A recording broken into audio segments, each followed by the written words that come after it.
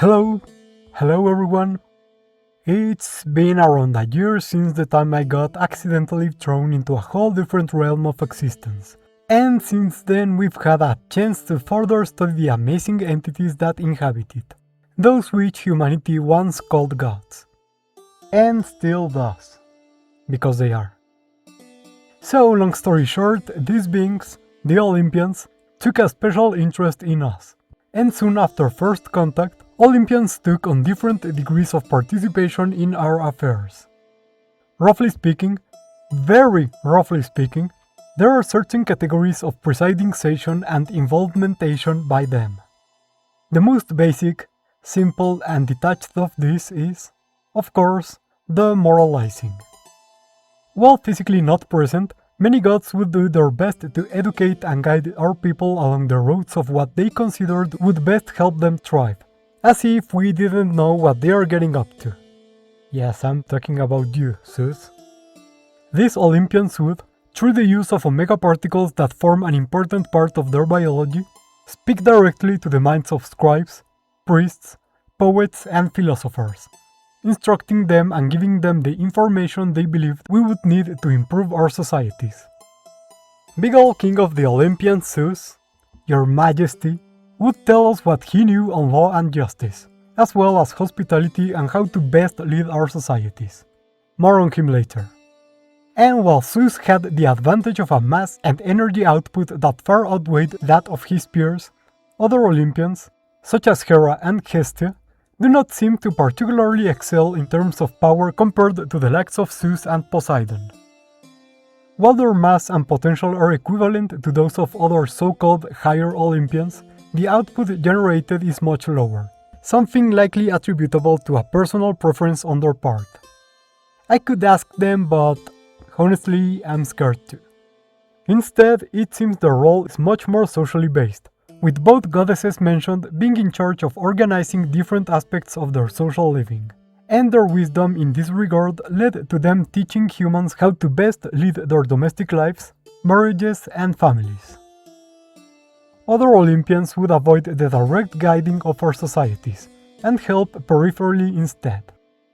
Demeter is a great example of this, a deity that would use her omega particle-based abilities to alter the components of the soil, water, and air, moving and changing the concentrations of the nutrients and minerals plant life needed to grow and thrive. This would, of course, be used to improve the fields we humans used to produce our food, preventing anyone from going hungry. Such periods of abundance had, of course, to be counteracted by periods of decreased soil productivity, a cycle that modern academics will, no doubt, see is consistent with that already present in the natural seasons of the world. This was, however, done purposefully. Had Demeter completely tampered with these natural cycles, the entire system would have depended on her constant, permanent intervention. This way, it was only a positive boost to what humans would have gotten naturally, thus helping them without overriding the way this world worked, at the same time limiting the extent of the effects the increasing human activity had on the surrounding lands.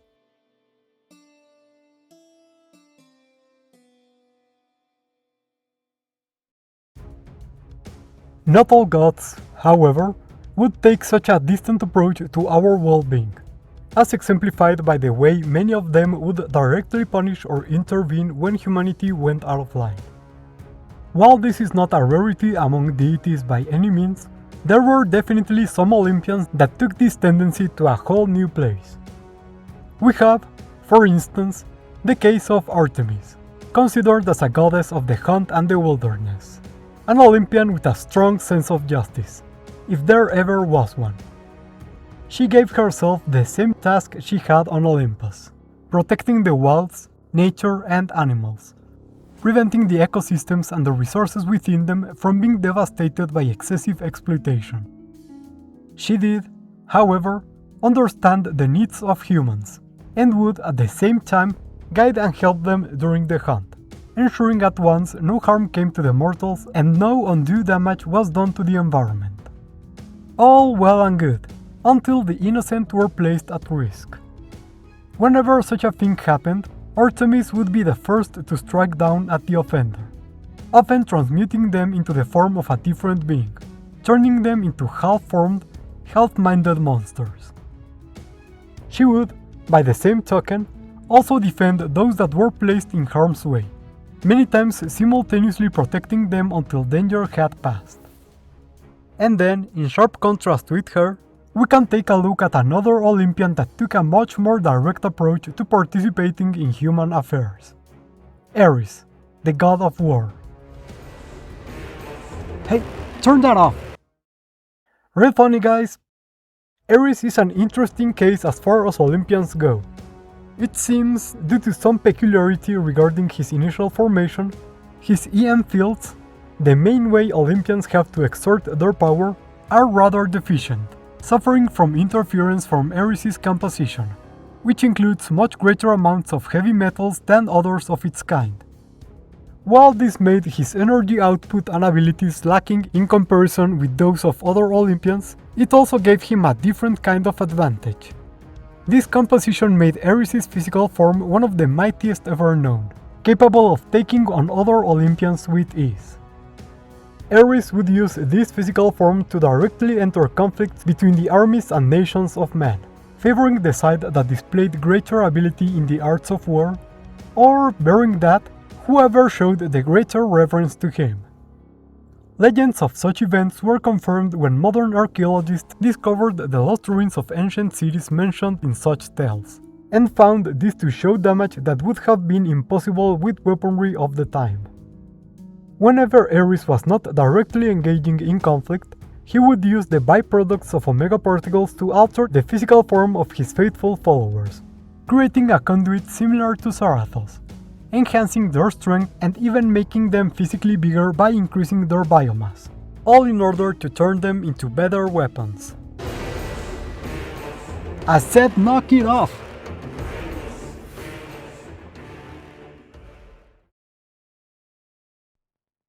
Last time we spoke a bit of the apparent differences between Olympians, and how these do not betray a reproductive barrier or incompatibility between them, as would happen with different species. To boot, Olympians can be approximately arranged in a series of tiers, starting with the first generation of Olympians, which includes Zeus, Poseidon, Hera, Demeter, Hestia, and another entity that, despite not being counted as an Olympian, certainly is of the same nature and power as them, but more on them in a bit. Then we have the second generation, descendants of the first Olympians, mostly Zeus, you madman. These include Athena, Apollo, Ares, Hermes, Hephaestus, Artemis, and Dionysus, all of whom we've already met. This offspring can be produced by either a lone omega-empowered being, by two of them together, or, as we'll see in the future, by many of them acting in unison. And this process is achieved by condensing and infusing their own matter into a new form, which can be as restricted or as undefined as the parents wish them to be. If these new beings are intended to have a specific series of properties and characteristics, so will it be. If they are meant to be mere lumps of essence to take shape of their own accord, so will it be too. And then things get more complicated. See, this realm is also inhabited by countless minor deities. Not quite a proper third generation of Olympians, but still beings with power that seems supernatural compared to ours. Nymphs, satyrs, Selenoe, muses. These organisms can be classified in astoundingly varied ways, as their abilities, forms, and domains vary a lot depending on their particular ancestry, composition, and education.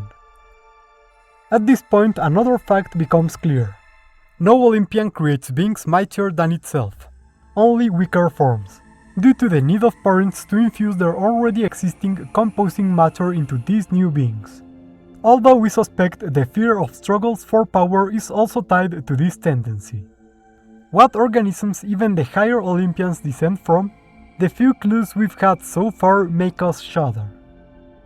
Furthermore, it seems omega particles strongly attract one another. By virtue of having greater concentrations of OP, the greater Olympians attract more of these particles to themselves, while lower tier Olympians receive only very small quantities, and some of them, left on Earth and deprived of the source of Omega, can never increase their levels, making them incapable of ever growing to the levels of power of their forebears. It should be noted, due to their reduced energy potential and lower capacity for holding Omega particles, these beings have a much more physically defined body, and are incapable of altering its shape and composition to the degree higher Olympians can.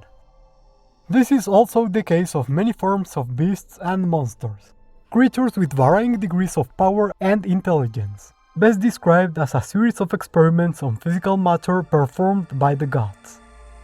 One imagines the Olympians felt as much curiosity for the workings of life forms on Earth as we feel for theirs, especially since many of these beings were created in imitation of organisms that already lived on our planet.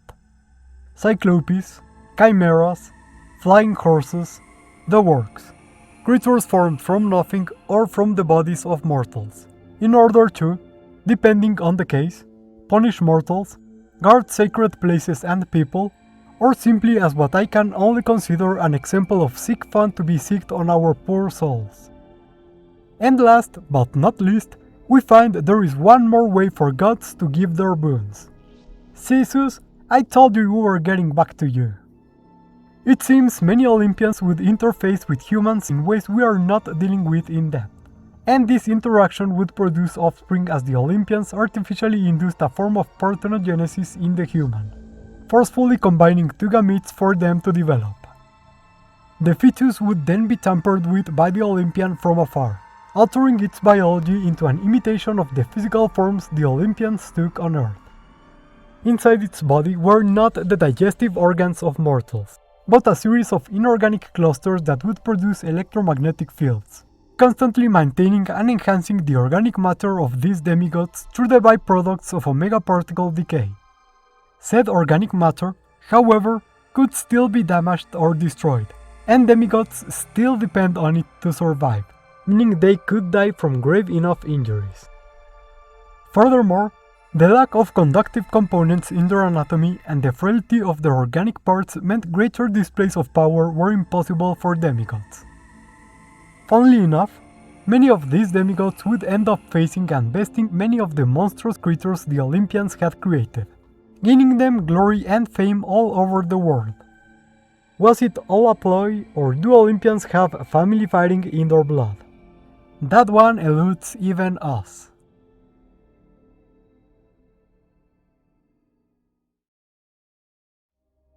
And then, of course, after a life of doing whatever it is we choose to do with it, the time shall come when we finally kick it. For most people, anyway.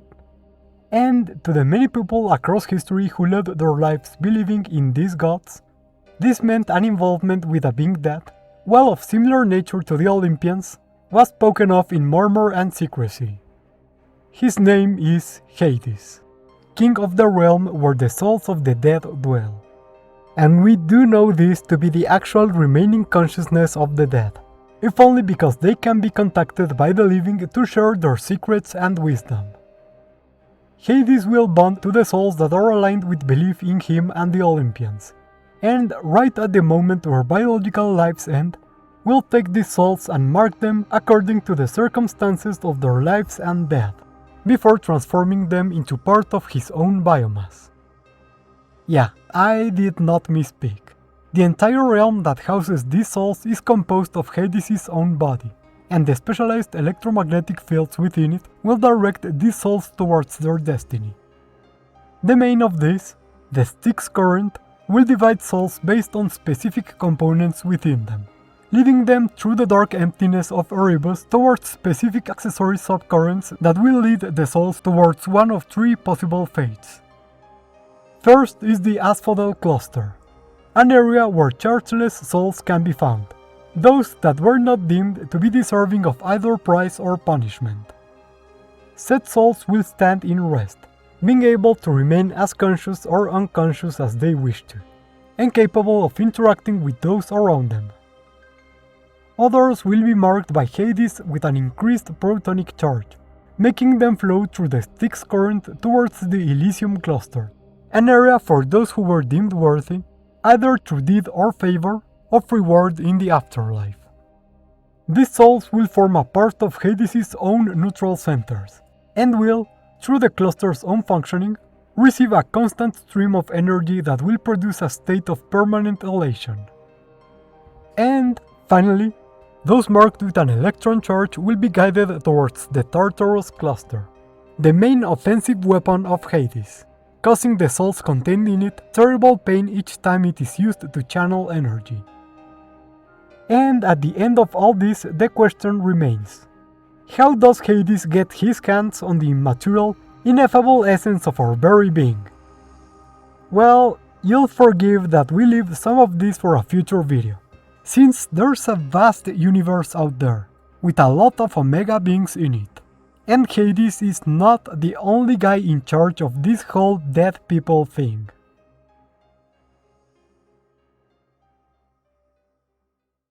Hey fellas! Thank you for accompanying us in this second part of our speculative biology look into the Greek gods. And this was a bit of a hard episode to work out, since at first I felt the leftovers from the last episode weren't enough to justify this one, meaning I was going to skip right into the next part of the series, the Norse gods. However, some comments made me realize there was interest in a part 2 of these specific gods, so I decided to go for it, and ended up finding I had more to say about them than I had expected.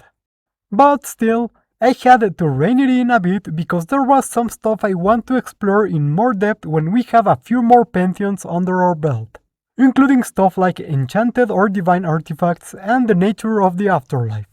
So for anyone who wanted more of this, stay posted for even more. As always, here's a thank you to everyone who wanted to see this episode, and to those who want to see more of this ongoing series.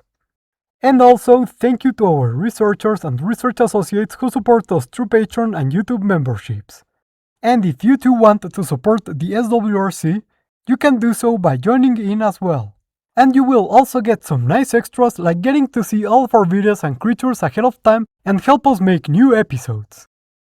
Or you can also like, subscribe, or write a comment telling me any type of creature you'd like me to give the Spekibo treatment in the show. Any of those really help the channel a lot. Thank you all for watching, and see you next time on the Speculative Wildlife Research Center.